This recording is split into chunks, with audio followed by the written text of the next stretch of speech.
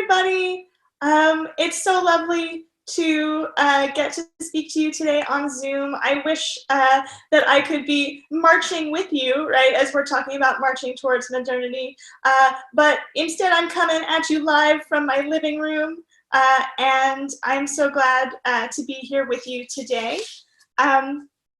It's such a pleasure to talk about these women this evening because as we face a unprecedented historical moment in our own time, I think it's really interesting to look at the way that they approached their own historical moment, which lying as it did on the eve of the First World War and going forward into, you know, issues of women's suffrage and the Depression and labor politics and art and all these things that we're still kind of dealing with today.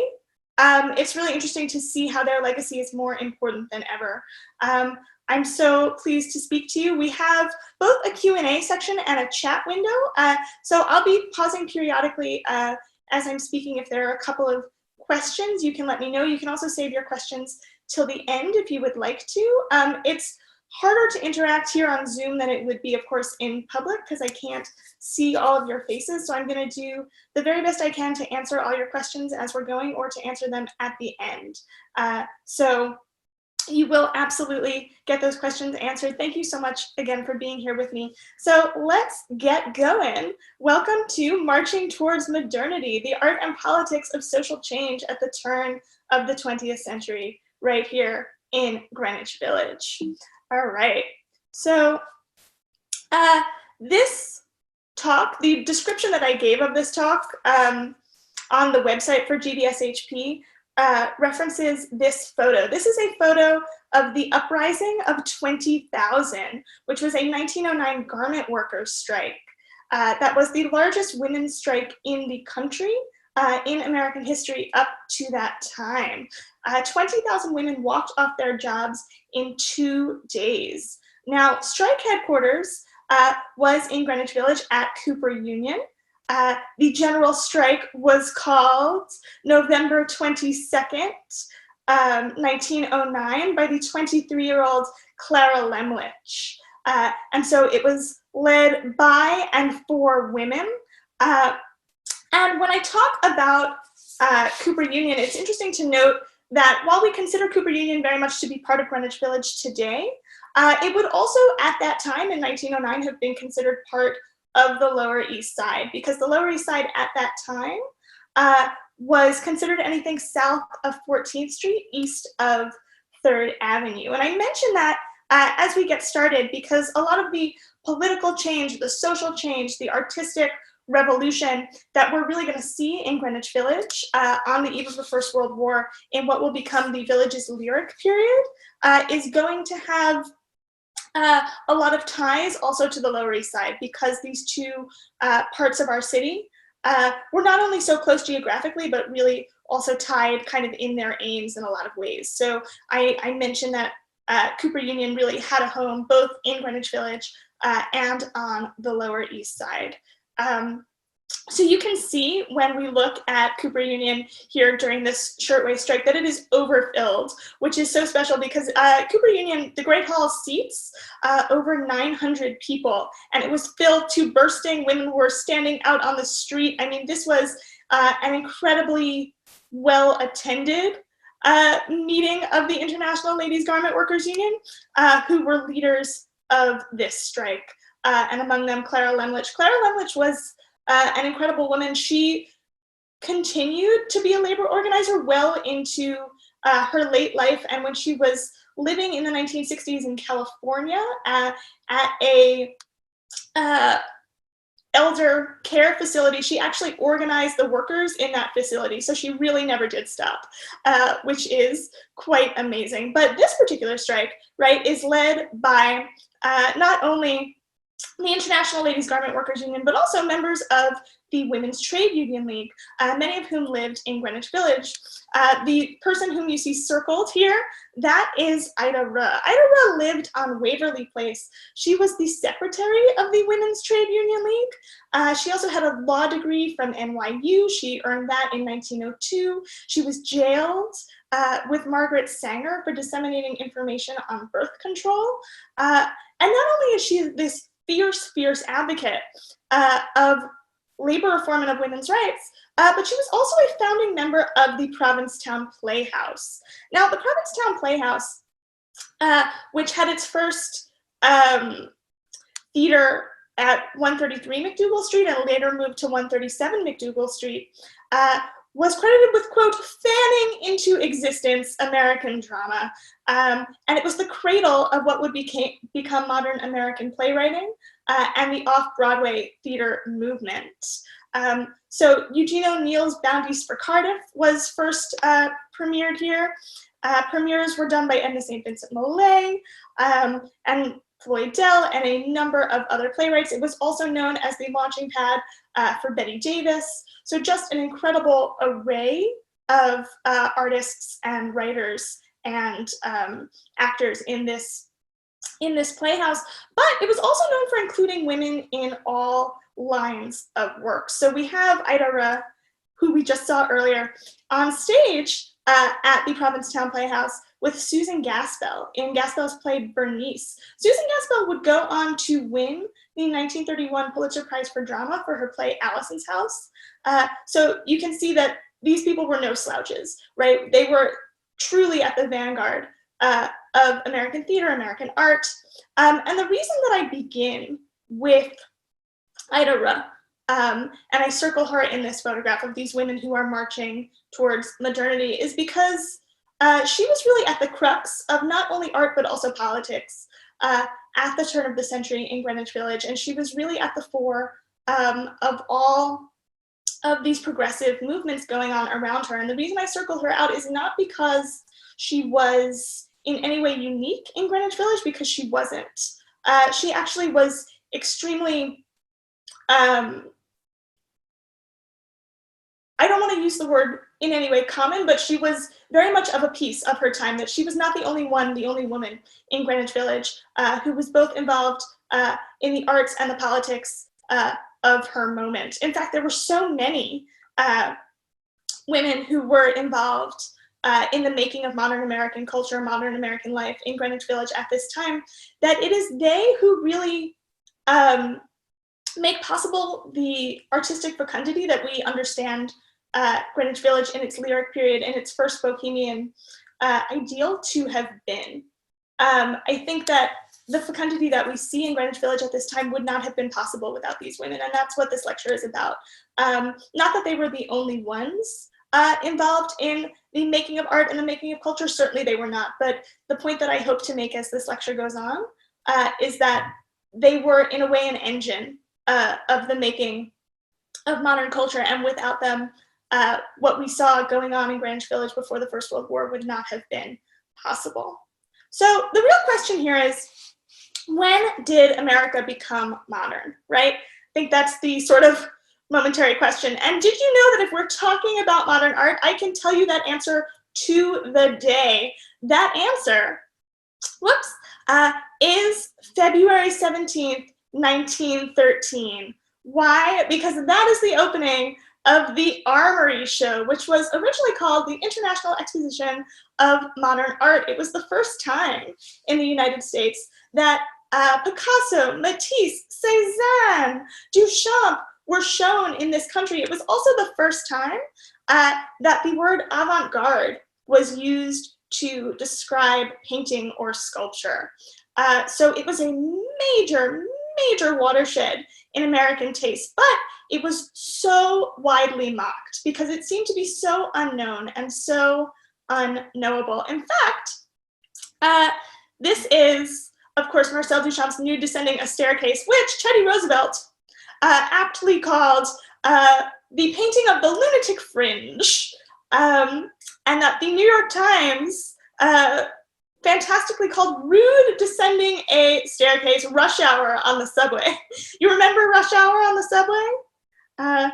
It's been quite a while since I've been on the subway. But indeed, I think that's a pretty funny, a pretty funny cartoon. Now, the reason I mention this making of American modernism with the coming of the 1913 Armory Show, is that women made this possible. Women contributed 80% of the funding for this show and were chiefly involved in procuring this art. So without them, it would not have been possible. And one woman in particular, who was a Greenwich Villager who lived at 23 Fifth Avenue, was more involved than anybody else. And that was Mabel Dodge. She was known as the guiding light of the Armory Show, and she did not undersell it. She was, to the United States, what Gertrude Stein was to Europe. And she was actually very good friends with Gertrude Stein. And she wrote to her friend, Gertrude Stein, saying that the Armory Show would be the most important event since the signing of the Declaration of Independence. So she did not see this as any kind of low-stakes situation. She really saw this as a very, very big deal. And she predicted that a riot and a revolution would come about because of this, and nothing would ever be the same again. And indeed, in certain ways, they weren't, right? That the introduction of the European avant-garde to America changed the way that America understood what could be. It was truly a new perspective of how art could be created, what it could mean, what it could say. And when we talk about new perspective, I mean, truly Cubism is a shattering of artistic perspective and a creation of a new one in a real way. And it has been said, actually, that all modern art is a reaction to Cubism. So when we bring this to American shores, we are, in a way, creating a new way of thinking, which Mabel Dodge really has a hand in doing. And she's so successful at it because this is not her first revolution. Now, Mabel Dodge, from 1912 to 1917, ran the most celebrated literary and artistic salon in the country from her house at 23 Fifth Avenue. And she did it with what Ansel Adams would later call her talons for talent. She was able to assemble some of the most interesting, the most successful people from all over the city and from all walks of life and artistic expression into her home. And she really understood this too as a revolution. She said, every thinking person nowadays is in revolt against something, and she considered her salon to be her own little revolution. But it really was not so little. Now, over 100 people would drop by Mabel Dodge's salon on any given evening. She had them every Wednesday. So this is a Thursday, so we can't claim this as a salon night, although I wish that we could. She had them every Wednesday. And she said that she was mixing champagne and dynamite. She was a very, very wealthy woman, and she was very sympathetic to radical ideas. In fact, she called it the spirit of the new. She was willing to fund or put her name behind anything that was the spirit of the new. She said that her goal was to upset America with fatal, irrevocable disaster of the old order and to usher in the spirit of the new. And in a lot of ways she did. This salon was extremely influential in American art, American letters, and American politics, because she had so many people. So you might find Walter Lippmann, who was a journalist for the New Republic, who coined the word stereotype, speaking with the dancer Isadora Duncan, or you might find Margaret Sanger speaking with Alfred Stieglitz, or Emma Goldman speaking with Lincoln Steffens. It was an extraordinary assemblage of people, but more than that, more than the people who were coming, what it really did, it was the first expression of what we might call radical chic. What Tom Wolfe called radical chic in the 1960s was this idea of people with rarefied pedigrees, a lot of money, who were able to come down to the village and support people with radical ideas, with radical politics. And the marriage of those two things, of monetary support and radical politics, made it possible that these ideas of socialism, of free love, of modern art that are coming out of the village at this time are really given a platform that they would not have otherwise had. And Mabel Dodge gave them a platform in such a specific way that she actually organized her salons around these particular ideas. So every salon evening would have a different theme. She would have socialism night, she would have free love night, she would have cubism night, she would have psychoanalysis night, where different speakers would take the floor in this apartment, and they would lecture and they would learn. And in a way, it brought these ideas to a greater American public. And you might not believe me. I think that if I heard that, I don't think I would believe it. And when I started reading about this, I didn't necessarily grasp how influential this was or what it was doing. But I have a couple of examples for you that I think will help put this into perspective. This is a way that Mabel Dodge herself was able to support radical politics in a way that they could not have been supported had she not been really committed to these ideals and also had the money to support them. This is the pageant for the Patterson Silk Strike in 1913, which took place in Madison Square Garden, which she organized. Now, she went with her lover, Jack Reed, the writer Jack Reed, who also wrote 10 Days That Shook the World. He was a reporter for the Masses magazine, also in Greenwich Village at 91 Greenwich Avenue. And he was writing about, he went on to write An Eyewitness of the Russian Revolution, but before this, in 1913, they had gone together to this Patterson Silk Strike. And she wanted to support the strikers, and so she created this pageant, which was essentially a,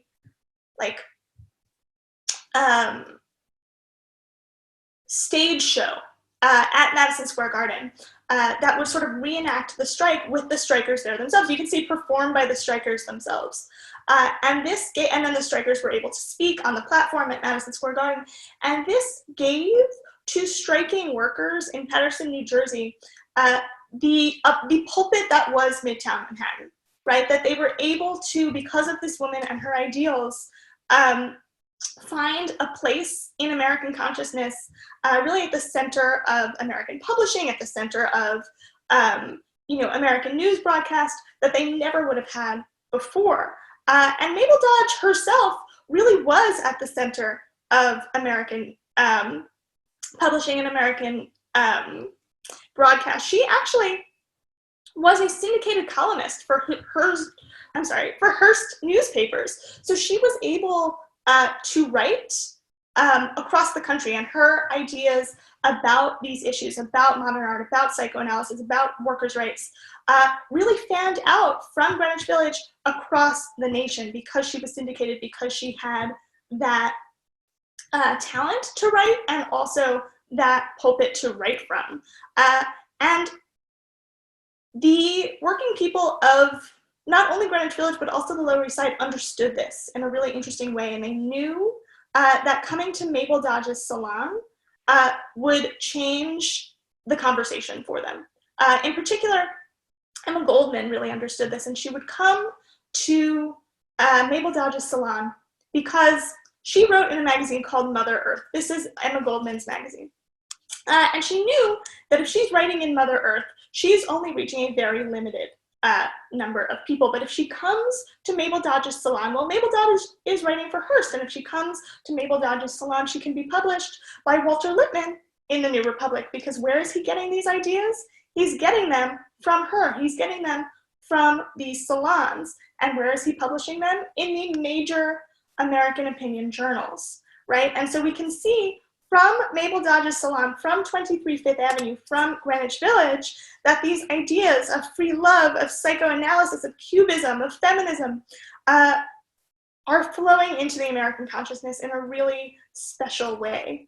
I'm going to stop for just a second because I think that we have questions in the chat window. Do we? Let's see. Wasn't she unusual at Hearst? Yes.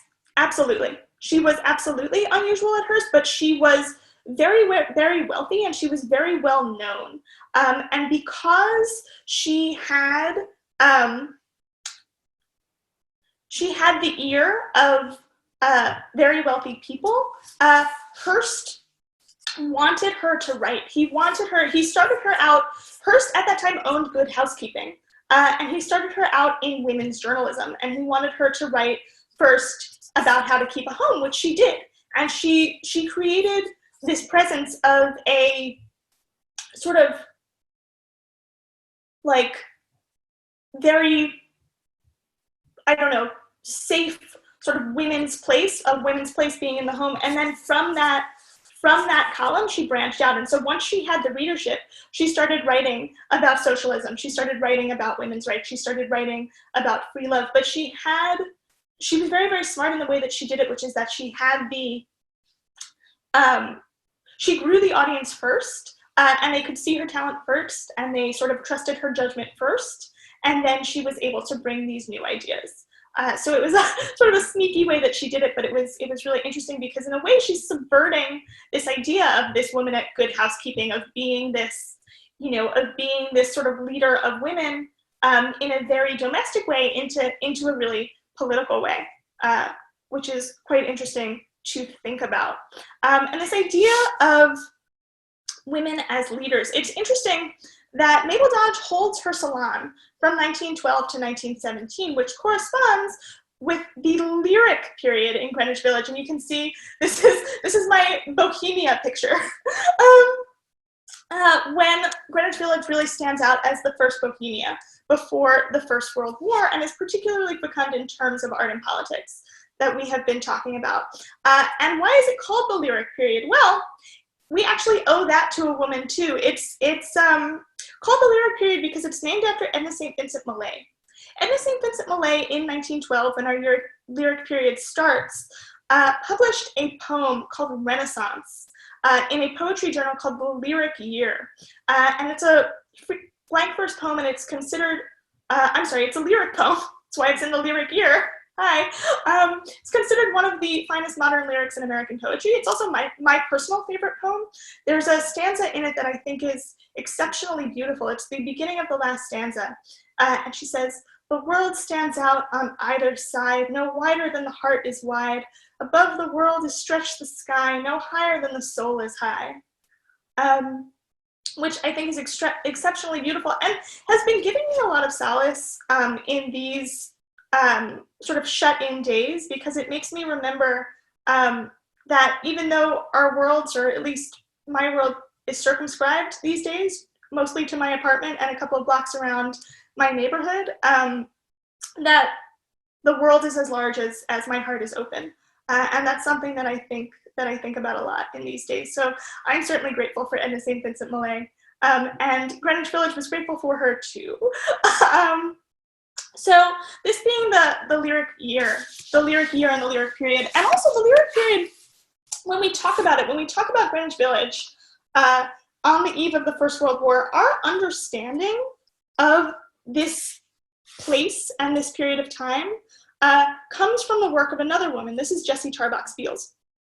Jessie Tarbox Beals was the first published female photojournalist in the United States. This is a photograph of her, and it's an amazing photograph of her because that woman is up on a ladder. She is carrying a camera. That camera weighs 50 pounds, and she's wearing a whalebone corset, okay? So this woman stopped at nothing to capture it all. And in fact, when she was 34, in 1904, she was asked by the New York Times what was the most necessary qualification for a photojournalist, because this was sort of a wild thing that she should become a photojournalist. She became the first female published photojournalist in 1902. And by 1904, she was very famous because she had become the official photographer of the St. Louis World's Fair, which took place in St. Louis that year.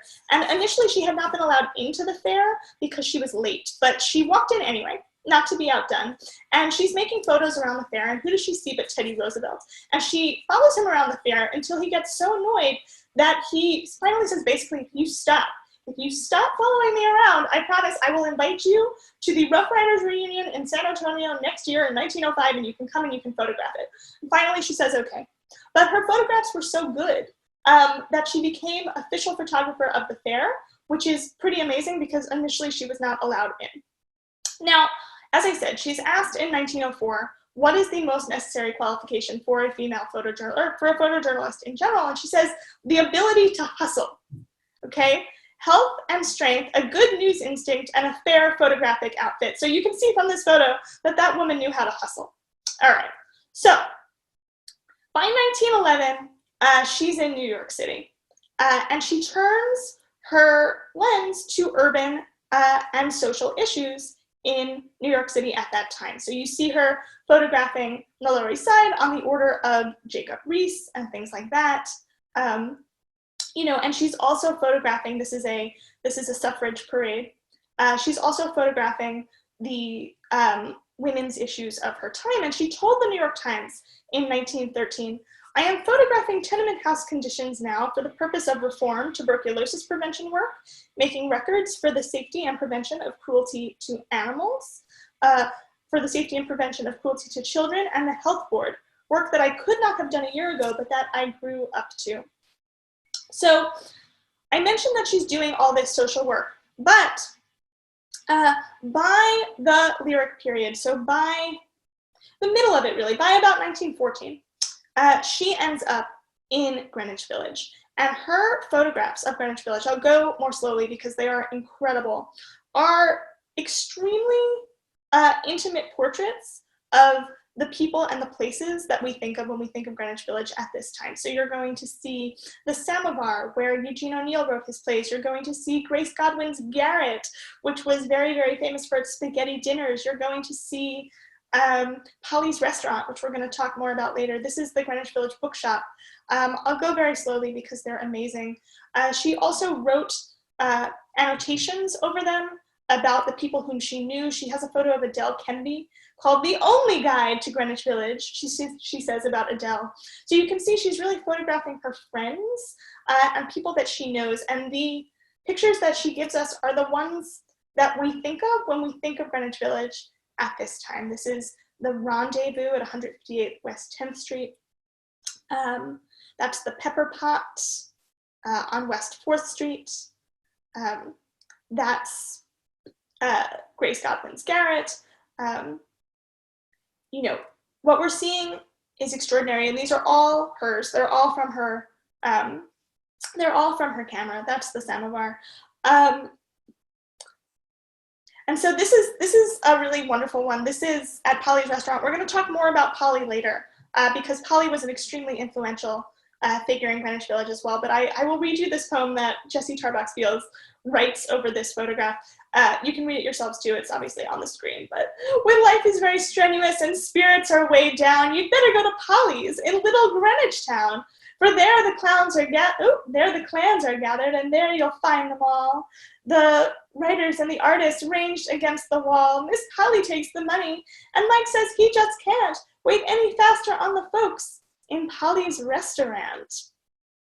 Well, this is right the height of Bohemia. We have our artists and our writers ranged along the wall. We have them captured here by Jessie Tarbox Fields. And when we think about this Bohemia, right, this is not sort of springing fully formed like Athena out of Zeus's head, right? This is a long time coming. How do we get this kind of life? You know, everybody's sitting around eating spaghetti and reading books and talking about revolution. How does this happen? Well, it really begins with a major change at the turn of the 20th century, beginning in the late 19th century when Greenwich Village is really in flux. We have a neighborhood that's changing from a very tawny enclave, an upper class neighborhood, to a more bohemian neighborhood and an immigrant neighborhood. And for that change, let's go to Edith Wharton, who lived on Washington Square, and she actually became the first woman to win the Pulitzer Prize for fiction for her 1920 novel, The Age of Innocence, which is really, really, if you have not read it, I really recommend it. It's fantastic. So In that novel, which takes place in the late 19th century, Wharton writes that in the midst of old money Washington Square, which is really along the row that fans out north of the arch, she writes, in the midst of this lay the almost unmapped quarter, inhabited by artists, musicians, and people who wrote. These scattered fragments of humanity had never shown any desire to be amalgamated into the social structure. So what happens here is that these old money families are moving away from Washington Square and towards, well, what Edith Wharton calls the wilderness by the Central Park. And why are they moving? Well, they needed more space for their giant mansions, right, that fan out along Fifth Avenue. But not only did they need more space for larger homes, they also needed more space because the city, and particularly this area downtown, is becoming more and more populated. So when we talk about scattered fragments of humanity, right, that she's talking about scattered fragments of humanity that never showed any desire to be amalgamated into the social structure. Well, when we talk fragments of humanity who are scattered, we're really talking also at this time about large-scale immigration. So in 1890, when this is taking place, that Edith Wharton's crowd is moving on up, we also have a major wave of immigration into the Lower East Side and also into Greenwich Village. So in 1890, 4 out of 5 New Yorkers are born abroad or of foreign parentage. Now, the South Village becomes home to a very large Italian population, while the Lower East Side becomes the most densely populated place in the world. So more densely populated than anywhere else up to that time. And remember, again, as I was talking about Cooper Union, that in 1890, when we're talking about the Lower East Side, we're talking about everything south of 14th Street, east of 3rd Avenue. So when I was speaking about Emma Goldman earlier, remember that she lived 208 East 13th Street, right? And that was very much then considered part of the Lower East Side, even though today we'd call that the East Village. And I mention this because it really shows us that what's now the East Village, the Lower East Side, and the West Village were so intertwined at this time that when we talk about this incredible sort of cafe society, this radical intelligentsia that we're seeing through Jessie Tarbox Beale's photographs, was not only in Greenwich Village at this time, but also very much on the Lower East Side. This is not a Jessie Tarbox Beale's photograph at all. It is an etching of Schwab's Saloon at 50 East 1st Street. Now, Eustace Schwab, who ran Schwab's Saloon, was honored by GVSHP. I always mention him when I do GVSHP lectures because he was given the very first plaque by the Greenwich Village Society for Historic Preservation, so I know that Eustace Schwab is very close to GVSHP's heart, and that makes me very happy. He was the moral conscience of the German anarchist movement in New York at this time. And so his saloon at 50 East 1st Street brought not only the German anarchist community, but also writers and artists from Greenwich Village, like James Huneker. And Emma Goldman said that she often used Eustace's place as her return address. So instead of writing 208 East 13th Street, she would write 50 East 1st Street, and she would pick up her mail there. So would Samuel Gompers. He called it the underground of the revolution. So you have this place on the Lower East Side where West Villagers and Lower East Siders are congregating in the same way that places like the Samovar or Mabel Dodge's Salon brought not only West Villagers, but also Lower East Siders. In fact, Hippolyte Havel, who was a Lower East Side anarchist, he was very famous for coining the phrase Greenwich Village is a state of mind. And he knew because he spent so much time there. So at this time, we have this incredible crossover of politics and ideas. And in a lot of ways, that's going to be the engine of this fecundity, specifically also for women at this time. Remember, here's Margaret Sanger.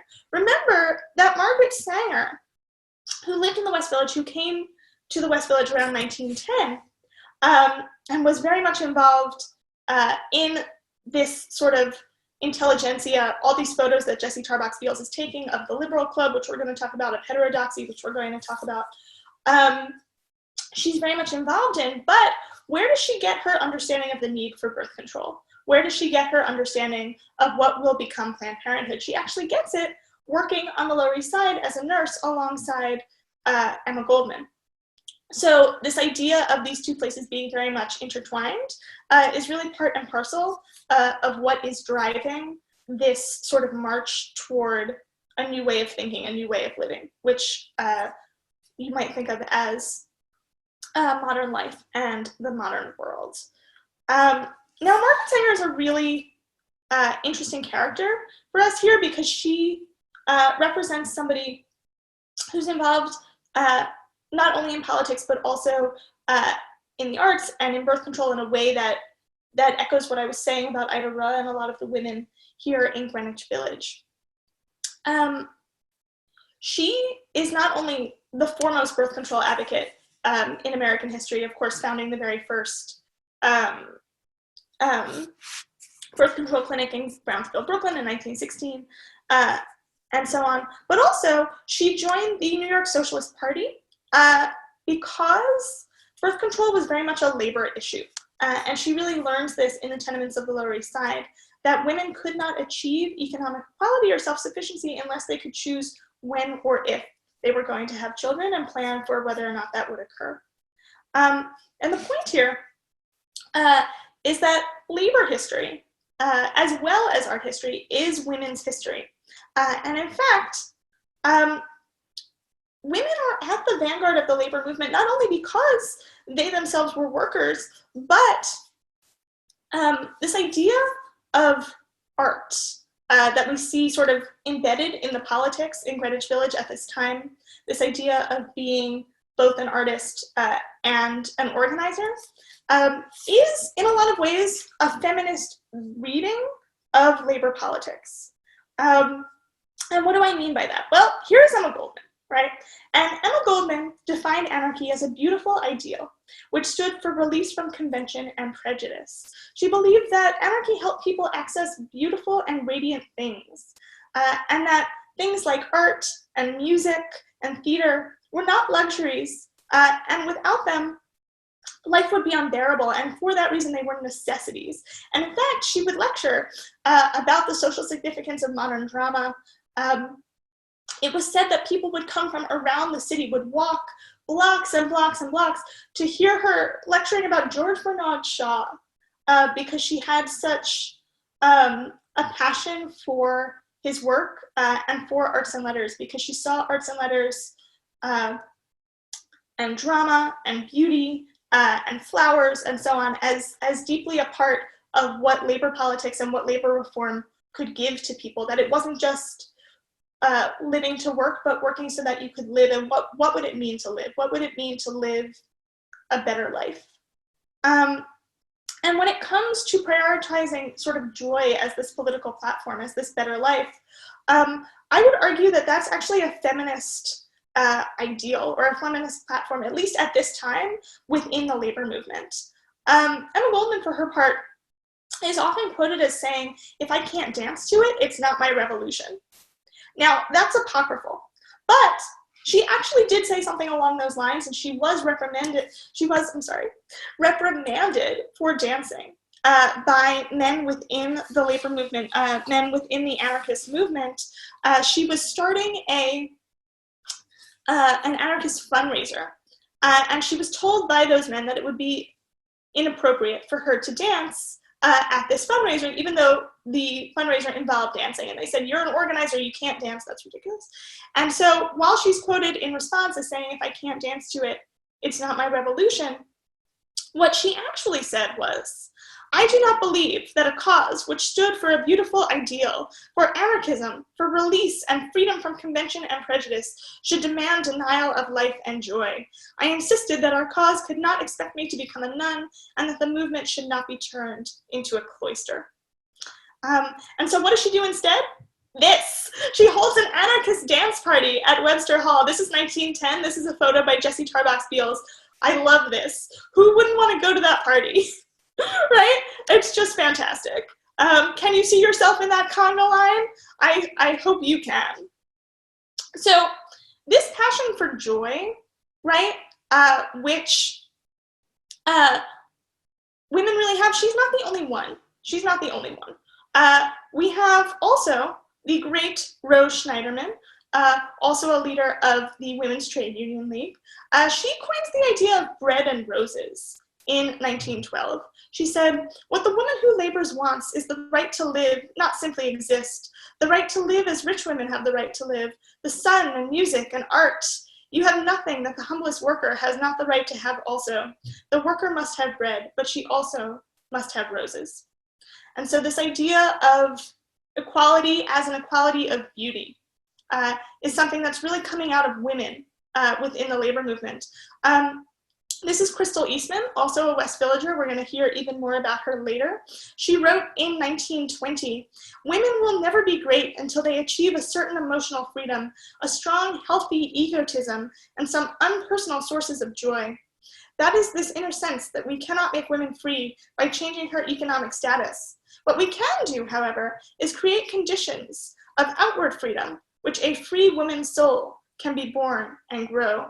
It's these outward conditions that an organized feminist movement must concern itself."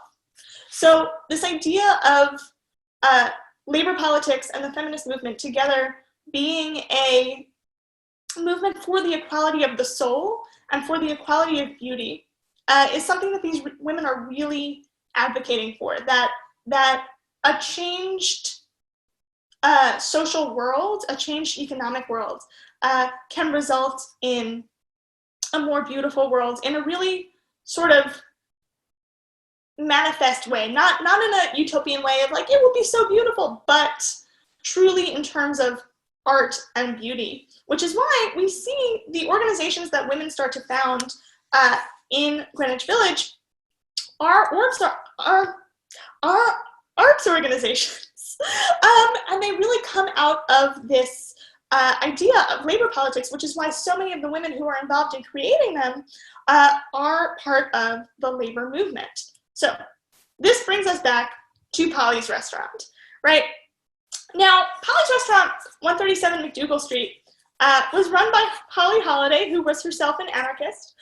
She came to Greenwich Village from Evanston, Illinois, and she was known for having basically good spaghetti and much better conversations. So at Polly's Restaurant, you had not one, but two of the most influential and the most famous Greenwich Village arts and discussions groups that were founded during the Lyric period. One of them was on the second floor of Polly's Restaurant. It was called the Liberal Club. It was stationed on the second floor of 137 McDougal Street from 1913 to 1918, and it built itself as the meeting place for those interested in new ideas. So here are women interested in new ideas. This also a photo by Jessie Tarbox Beals. Now, prior to 1913, the Liberal Club, the Liberal Club actually gathered on Gramercy Park, but it was much more conservative on Gramercy Park, and it would not allow W.E.B. Du Bois to speak because he was a black man, and it would not allow Emma Goldman to speak because she was an anarchist. And who would change that? Who would make that possible? Well, this is Henrietta Rodman. Henrietta Rodman made this move possible. She was a school teacher in New York City, and she worked toward paid maternity leave. That was her goal. And she was known for being a not only an advocate for women in the workplace, but also an advocate for women in fashion. So this is a photograph of her around 1911. So she was sort of known for what was even then called a bohemian way of dressing, which I think is kind of fun. Now, the Liberal Club, this is a photo only of women at the Liberal Club, but the Liberal Club was not in any way limited to women. It was frequented by Margaret Sanger and Jack Reed and Walter Lippmann, the artist John Sloan, Max Eastman, the publisher of the Masses magazine, Eugene O'Neill, and the St. Vincent Millay, you name it, they were there. The Liberal Club was home to any and all free-thinking Greenwich Villagers, but the other organization that met at Polly's Restaurant at 137 McDougal Street was Heterodoxy Club, run by Marie Jenny Howe, who is on the left. I don't know if you can see my cursor. I'm sort of circling her. She's on the left there. Marie Jenny Howe founded this also in 1912, and it would meet directly inside of Polly's Restaurant. So instead of being upstairs, it was literally on the ground floor, and they would come and they would have coffee and they would speak.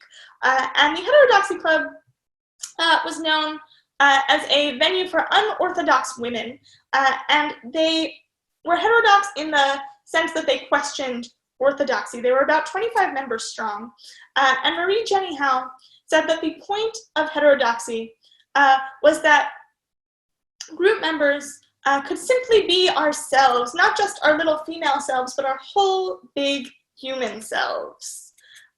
So this idea of truth and beauty and personal freedom is really part and parcel of what heterodoxy is doing. Now, heterodoxy had quite the membership. Elizabeth Gurley Flynn, who was known as the Rebel Girl, who became the first head of the American Communist Party, was part of heterodoxy. Charlotte Perkins Gilman, who was very well known for the landmark feminist treatise, The Yellow Wallpaper. Elizabeth Irwin, who founded the Little Red Schoolhouse in Greenwich Village, was a member. Rose Pastor Stokes, known as the Cinderella of the Tenements, was a member. So was Mabel Dodge, and several female graduates of NYU Law School, who were the first women in the nation to study law. Now, the impact of women at NYU Law School at the turn of the century cannot be overstated, and in my opinion, I believe that the engine that was Greenwich Village in terms of the way that these women, and really all residents of Greenwich Village at this time were able to have such an impact on arts and letters and culture in the United States of America would not have been possible had NYU Law School not in 1890 begun to admit women to the women's law class, and then in 1891 to the university itself.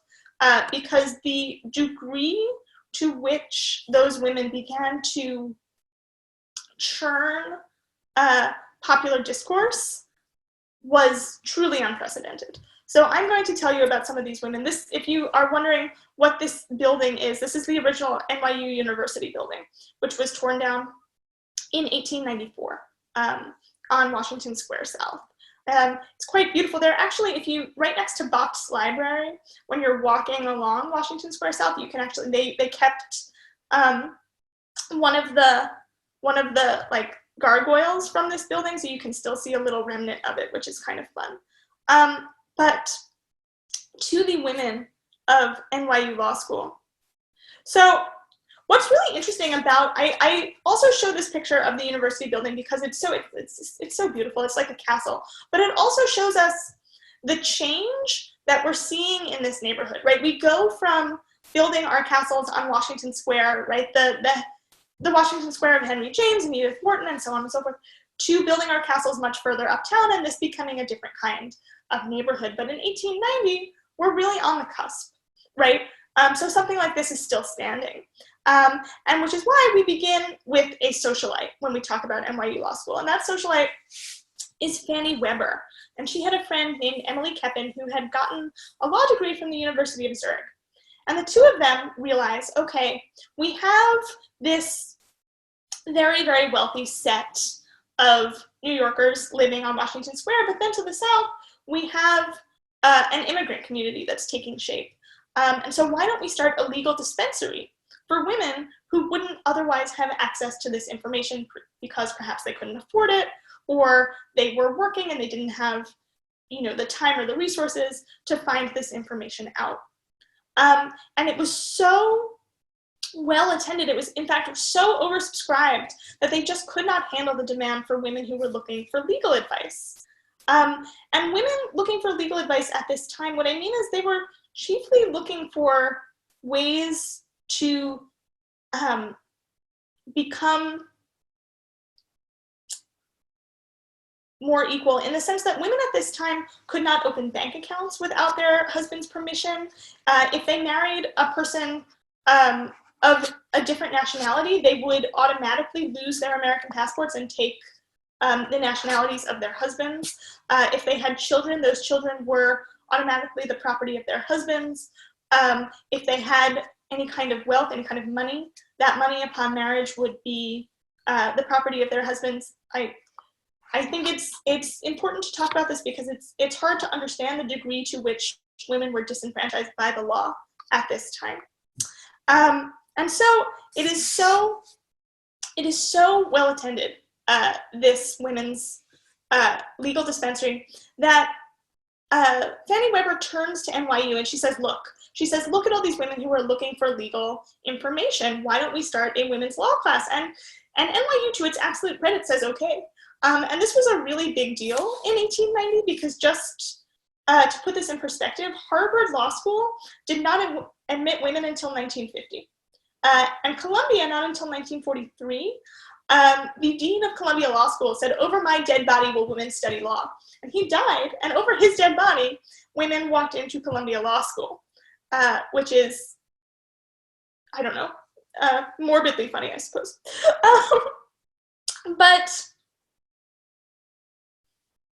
So we have this change. We have the rich, we have the poor. And in 1890, we have this watershed moment of women entering the women's law class.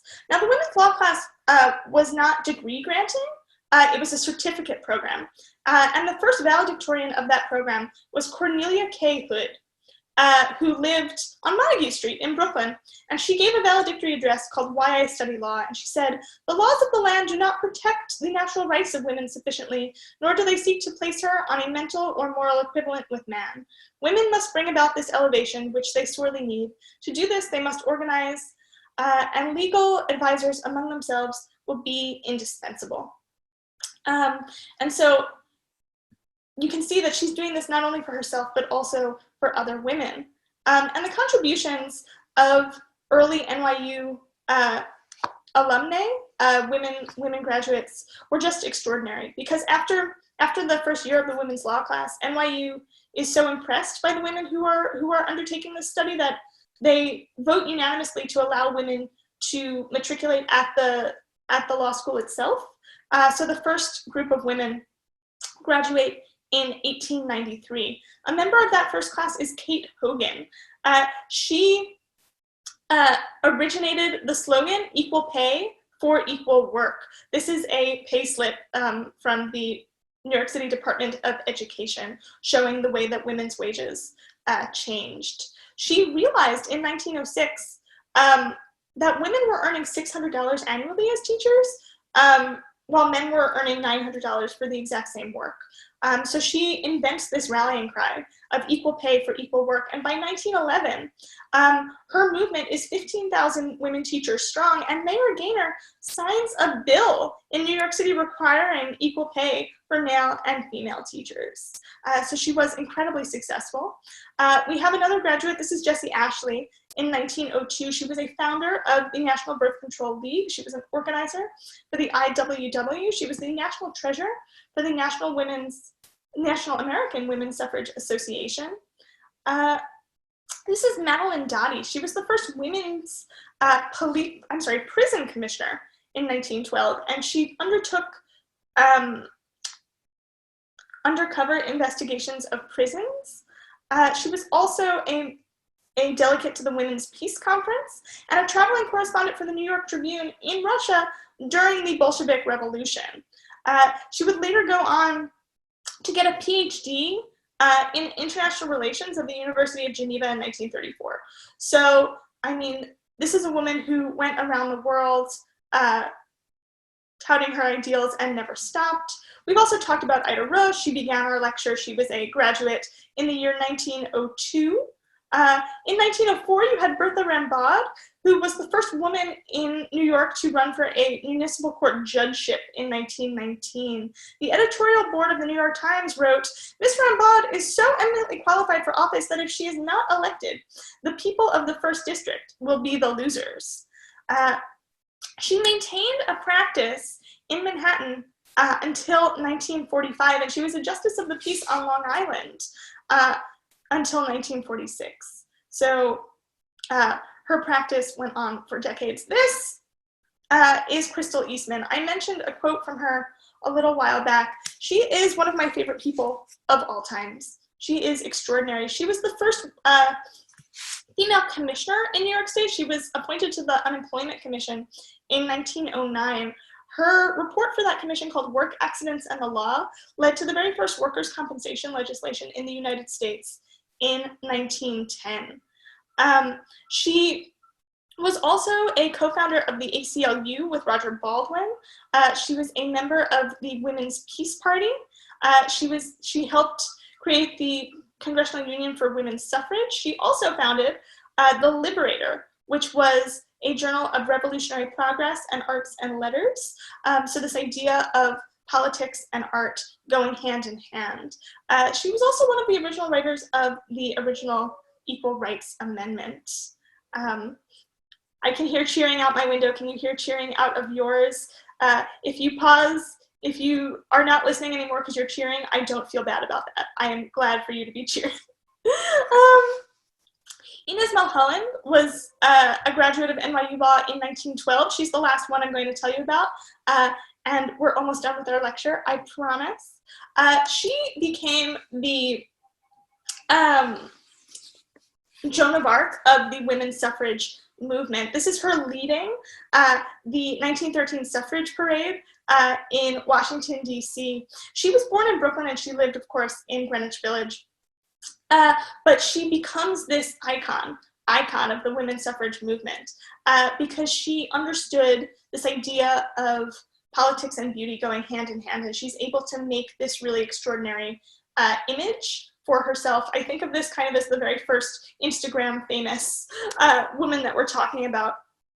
But she begins very early on in her life. She gets a degree from Vassar, and while she's at Vassar, women at Vassar are not allowed to speak about women's suffrage at all because the man who was the president of Vassar would not allow it. And so what she would do is she would go into the graveyard of Vassar and she would speak about suffrage and socialism, and she was so poignant a speaker that 60% of the campus, both faculty and students, followed her into the graveyard so that the president of Vassar was overruled.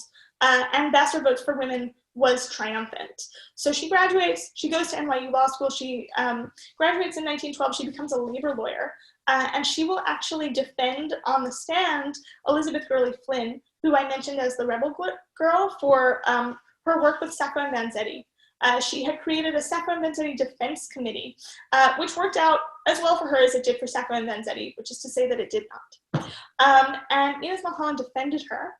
And Inez Milholland went on to give these incredible impassioned lectures about women's suffrage.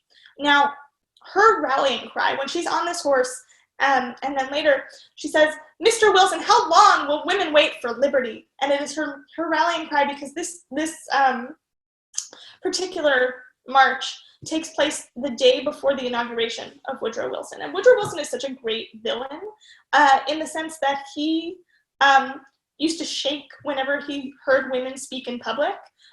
He could not abide it, and he would actually physically shake. And so there she was at the gates of the White House yelling, "How long will women wait for liberty?" And those were actually her last words.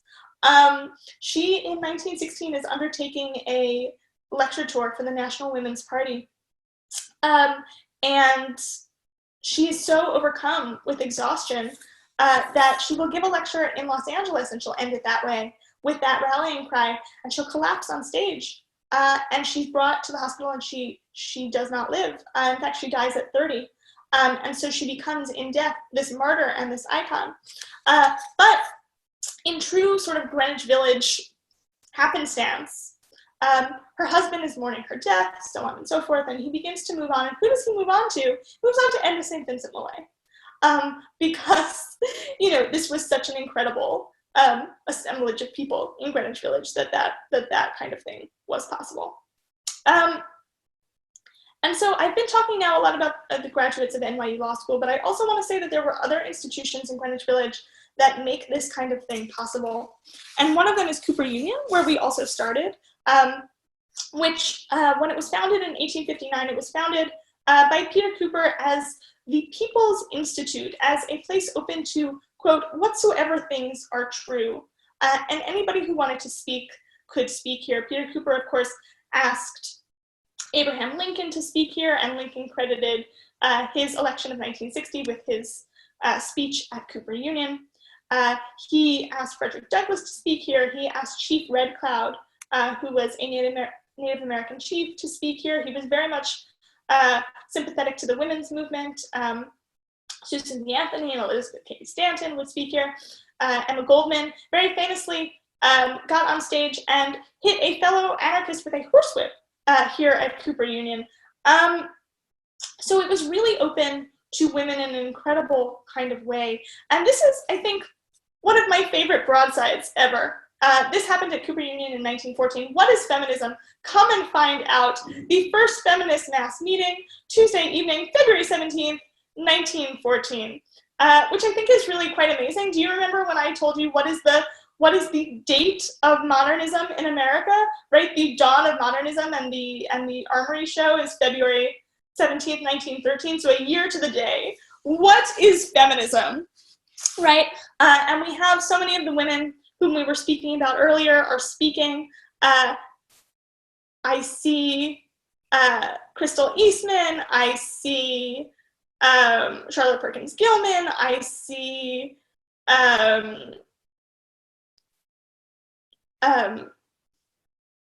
you know, just a variety of people. But one person that I see in particular is the great and glorious Frances Perkins, which is how I'm going to end this lecture. This is Frances Perkins.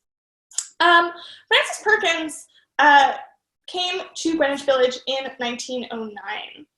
She originally was from Maine, but she lived in Greenwich Village in 1909 to work at a settlement house. So again, this idea of so many of these ideas, so many of these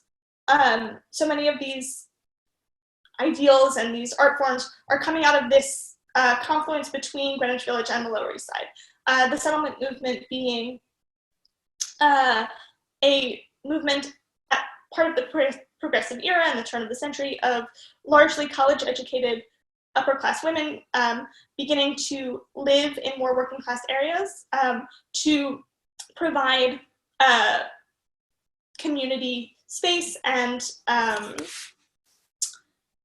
like, you know, necessary classes in terms of cooking and childcare and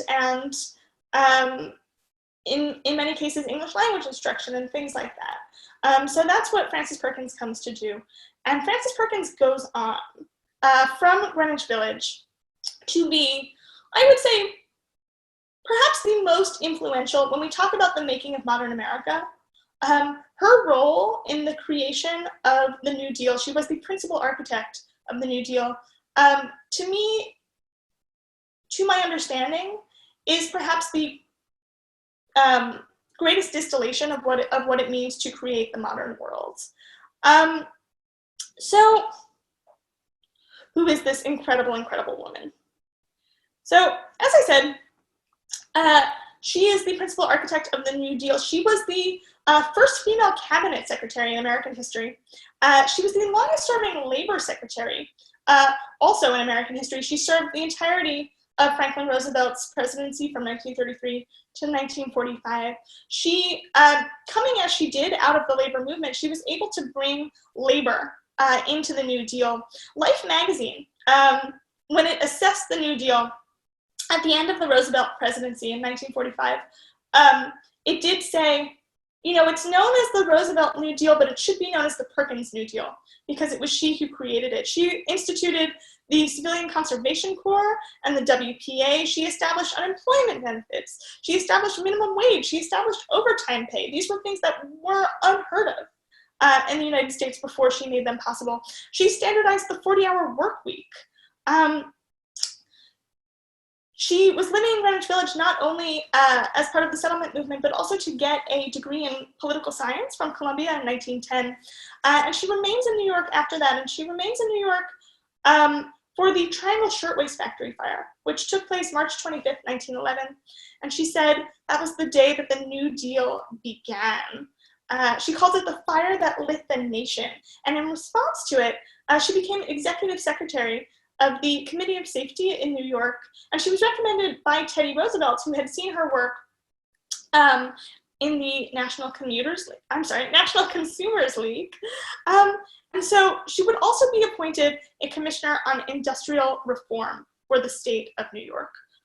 So she has this incredible background in labor reform, and she knows that change is necessary because she has lived and she has seen the Triangle Fire, and out of that comes this incredible commitment to workers' rights. And in 1929, FDR appoints her the very first New York State Industrial Commissioner ever, and then he'll go on to make her labor secretary. And today, do you know where the United States Department of Labor is housed? It is housed in the Francis Perkins building. So her legacy is with us more than ever today, as the United States, I think, grapples and deals with its largest upheaval in the American labor market since the Depression, since the New Deal. The legacy of Frances Perkins and what she was trying to achieve is more relevant now than ever. Today, when the arts are either under siege or in a renaissance, I've heard people say that both are happening because I've seen so much creativity here on Zoom and things like that. I think of this confluence of politics and art as being so relevant in our own time. And it is certainly a comfort to me to know that New Yorkers and women in particular drove that change and helped us to walk into the world as we know it now. And I know now that New Yorkers also will help us walk right out of this crisis and into a new and beautiful future. So that's all I got for you today. Thank you so much. I'll also answer, this is my all questions are welcome slide. I think there's probably one here on the chat. Let's see.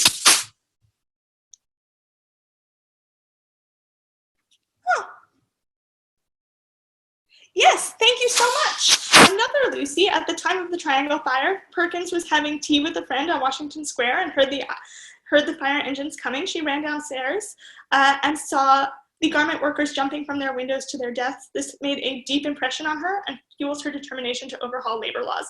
Absolutely, absolutely. This was the absolute watershed in her thinking. She said that this was the fire that lit the nation, that this was the day the New Deal began.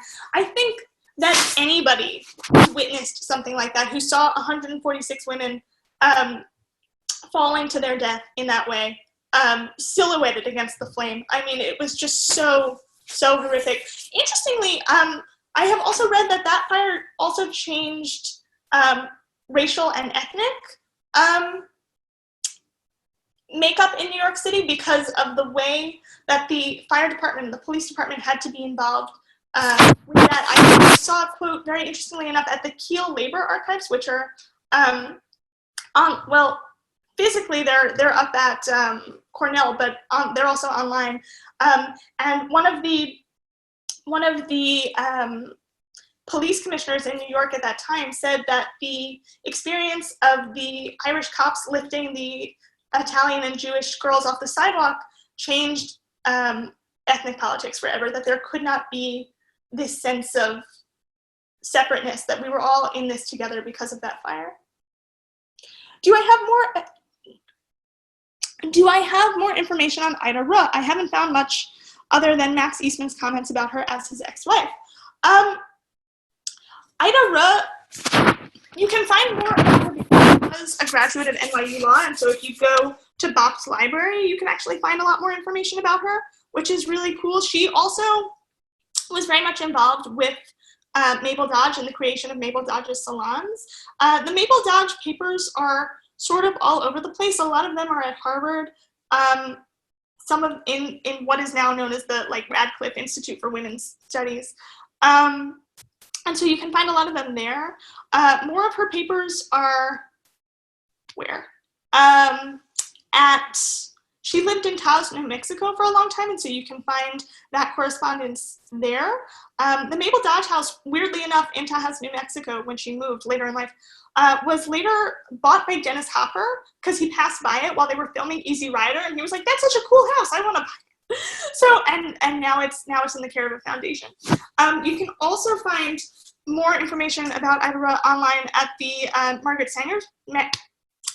Sanger's Papers Project, which is also run by NYU. Can I recommend archives or readings for the Liberal Club? I don't know if I found that much archival information on the Liberal Club. There is a really great history of Greenwich Village called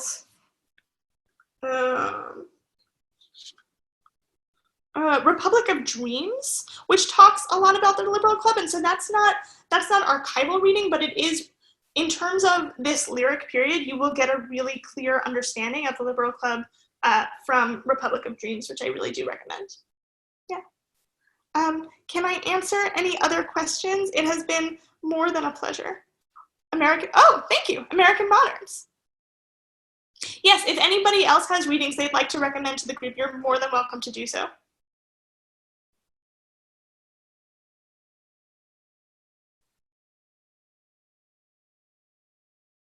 Thank you all. Is that all in terms of questions? Oh, I think I see something in the Q&A.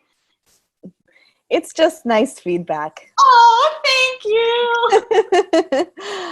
I just wanted to thank everyone for coming, and yeah, Lucie, maybe what we can do, because I'm not sure if everyone is able to see the chat or not, so maybe what we can do is in our follow-up email we can send out some of those resources.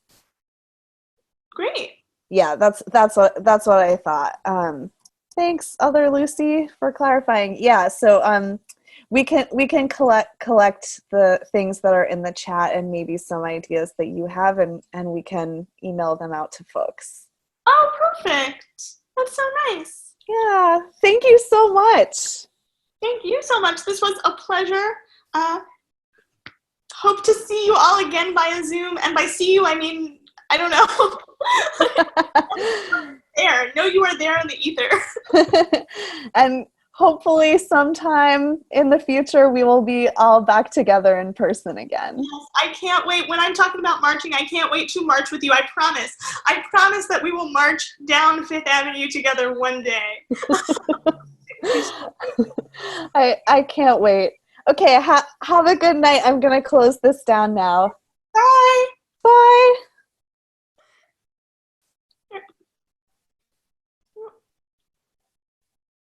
Okay.